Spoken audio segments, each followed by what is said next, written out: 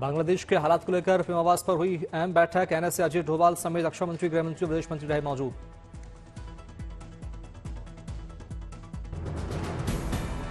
Indian Airways पर शेख हसीना से मिले एनएसए अजय डोभाल। गरुड़ कमांडो ने संभाली शेख हसीना के सेफ हाउस की निगरानी की जिम्मेदारी। बांग्लादेश में तख्ता पलट, शेख हसीना ने पीएम पद से दिया इस्तीफा। बांग्लादेश को चलाएगी अंतरिम सरकार। शेख मुजीबुर रहमान की मूर्ति पर चढ़े प्रदर्शनकारी। बंग बंधु की प्रतिमा पर प्रदर्शनकारियों ने चलाया हथौड़ा।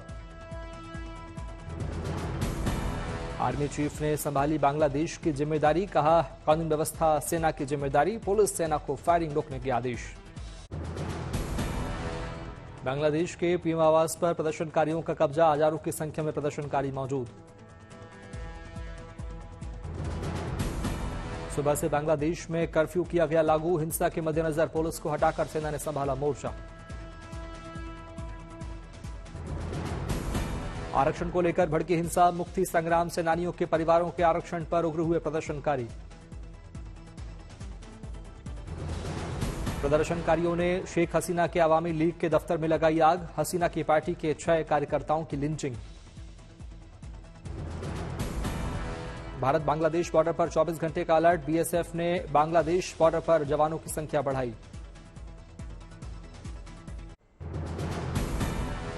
बांग्लादेश के मौजूदा हालात के मद्देनजर बीएसएफ ने बांग्लादेश से बढ़ाया संपर्क। पल पल की खबरों से अपडेट हो रही बीएसएफ। बांग्लादेश भारत सीमा पर हालात सामान्य। बांग्लादेश में कर्फ्यू को ध्यान में रखते हुए चेक पोस्ट किया गया बंद। बीएसएफ के अधिकारी ने दी जानकारी। डीजी बीएसएफ दलजीत चौधरी ने बांग्लादेश में बवाल को लेकर सुंदरबन में तैयारियों को लेकर की बैठक। पूर्वी कमान का डीजी बीएसएफ ने किया दौरा। मंगलवार को भी बीएसएफ के अधिकारियों के साथ मीटिंग। बांग्लादेश में जारी बवाल के बीच भारत में रहने वाले बांग्लादेशियों ने परिवार की सलामती की मांगी दुआ। बॉर्डर पहुंच रहे लोगों के चेहरों पर दिखी परिजनों से मिलने की बेचैनी। जलपाईगुड़ी के फुलवारी चेक पोस्ट पर बीएसएफ ने बढ़ाई चौकसी। मेघालय ने बांग्लादेश बॉर्डर से लगे इलाकों में लगाया नाइट कर्फ्यू। बांग्लादेश हिंसा के बीच दिल्ली में बांग्लादेश उच्चायोग के बाहर बढ़ाई गई सुरक्षा। पुलिस ने की बैरिकेडिंग। बंगाल की सीएम ममता बनर्जी ने की बांग्लादेश के लोगों से शांति बनाए रखने की अपील। कहा किसी भी तरह की अफवाहों पर न दें ध्यान। सीएम ममता ने की नेताओं से अपील। कहा कोई ऐसा पोस्ट मत कीजिए जिससे यहां सांप्रदायिक सौहार्द बिगड़े।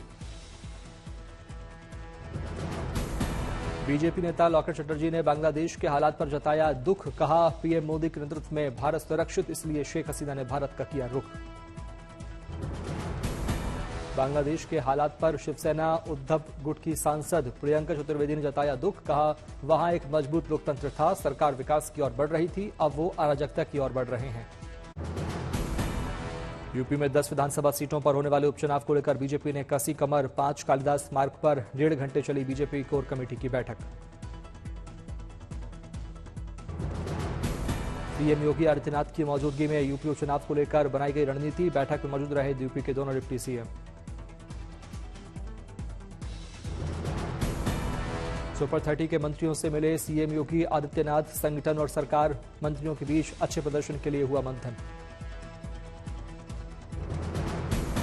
सीएम योगी ने सुपर 30 के मंत्रियों को दिया जीत का मंत्र। उपचुनाव के प्रभारी मंत्रियों से लिया फीडबैक। मंगलवार से 2 दिन के अयोध्या दौरे पर सीएम योगी आदित्यनाथ। हनुमानगढ़ी मंदिर में पूजा अर्चना कर रामलला का दर्शन करेंगे सीएम योगी। अयोध्या में ब्रह्मलीन परमहंस रामचंद्र महाराज की प्रतिमा के अनावरण कार्यक्रम में शामिल होंगे सीएम योगी। विकास कार्यों की करेंगे समीक्षा। गोरखपुर में बच्चे के साथ मस्ती करते देखे यूपी के सीएम योगी आदित्यनाथ। अपने हाथों से खिलाई बच्चे को चॉकलेट।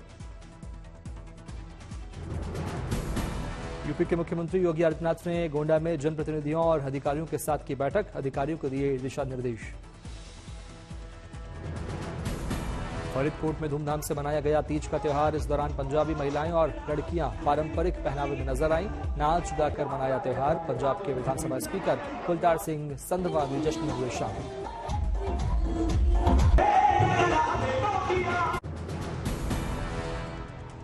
दिल्ली के सीएम अरविंद केजरीवाल को दिल्ली हाईकोर्ट से झटका। दिल्ली हाईकोर्ट ने गिरफ्तारी को चुनौती देने वाली याचिका खारिज की।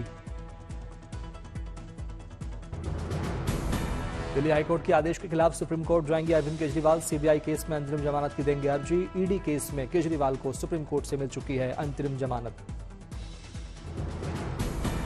दिल्ली शराब घोटाला में सुप्रीम कोर्ट से मनीष सिसोदिया को नहीं मिली राहत। सिसोदिया की जमानत अर्जी पर 12 अगस्त को सुप्रीम कोर्ट में सुनवाई। पूजा खेड़कर ने खटखटाया दिल्ली हाईकोर्ट का दरवाजा। यूपीएससी उम्मीदवारी रद्द करने के खिलाफ दाखिल की रिट याचिका। नोएडा अथॉरिटी के पूर्व chief engineer Yadav Singh supreme court से उन्हें बड़ी राहत। सुप्रीम कोर्ट ने यादव सिंह को दी अग्रिम जमानत। दिल्ली एमसीडी में एल्डरमैन की नियुक्ति के मामले में सुप्रीम कोर्ट से दिल्ली सरकार को झटका। उपराज्यपाल कर सकते हैं एल्डरमैन की नियुक्ति। सुप्रीम कोर्ट ने अपने फैसले में कहा दिल्ली कैबिनेट की सलाह के बिना भी एलजी 10 एल्डरमैन को कर सकते हैं मनोनीत। दिल्ली कोचिंग हादसे को सुप्रीम कोर्ट ने लिया स्वतः संज्ञान। मामले में केंद्र और दिल्ली सरकार को भेजा नोटिस। कोचिंग सेंटर्स को कड़ी फटकार, कहा बच्चों की जिंदगी से न खेलें। दिल्ली में शेल्टर होम में मौत पर हाईकोर्ट का सख्त रुख। हाईकोर्ट का आदेश, समाज कल्याण सचिव शेल्टर होम का लें जायजा। हाईकोर्ट ने शेल्टर होम में मौत पर समाज कल्याण सचिव से मांगी रिपोर्ट। जल बोर्ड से पानी का नमूना लेने को कहा। ओडिशा के लोकसभा और राज्यसभा सांसदों से मिले प्रधानमंत्री मोदी। बैठक के बाद सांसदों के साथ खिंचवाई तस्वीर।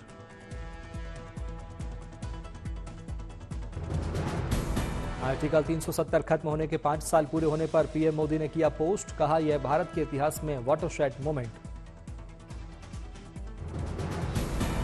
गृहमंत्री अमित शाह ने भी किया ट्वीट। कहा 370 खत्म होने से सशक्तिकरण के नए युग की शुरुआत। जम्मू कश्मीर और लद्दाख में लोकतंत्र हुआ मजबूत।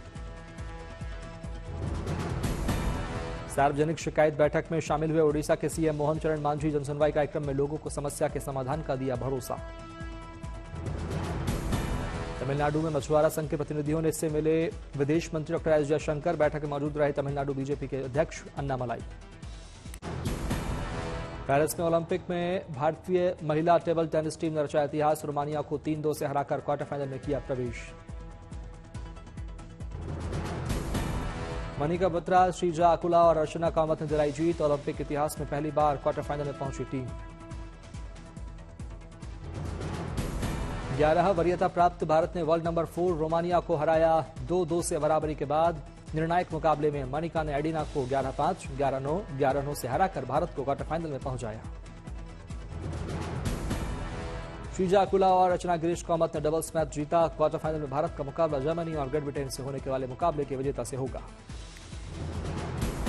नीरज चोपड़ा के मैच को लेकर नीरज के परिवार और उनके गांव में जबरदस्त उत्साह। पानीपत का लाल देश के लिए करेगा कमाल। मंगलवार को गोल्डन बॉय नीरज चोपड़ा का दिखेगा जलवा। भारत को नीरज से है गोल्ड की उम्मीद। मंगलवार को पदक पक्का करने के इरादे से मैदान में उतरेगी भारतीय हॉकी टीम। सेमीफाइनल में मैच में जर्मनी से होगा मुकाबला। पेरिस ओलंपिक में ब्रॉन्ज जीतने से चूके बैडमिंटन खिलाड़ी लक्ष्य सेन। मलेशिया के ली जिया ने 13-21, 21-16, 21-11 से मिली शिकस्त। भारतीय रेसलर दिशा दहिया 68 किलोग्राम वर्ग में क्वार्टर फाइनल में हारी। एक समय 8-2 की बढ़त बनाए हुए थी, लेकिन निशा मैच के दौरान हाथ में लगी गंभीर चोट की वजह से 8-10 से करना पड़ा हार का सामना। भारतीय निशानेबाज महेश्वरी चौहान और अनंतजीत सिंह नरूका की जोड़ी पदक से चूकी। स्कीट मिश्रित टीम कांस्य पदक मैच में चीन की जोड़ी से महज 1 अंक के अंतर से हारी। 44-43 रहा फाइनल स्कोर। गुवाहाटी में हुई झमाझम बारिश, मौसम हुआ खुशनुमा।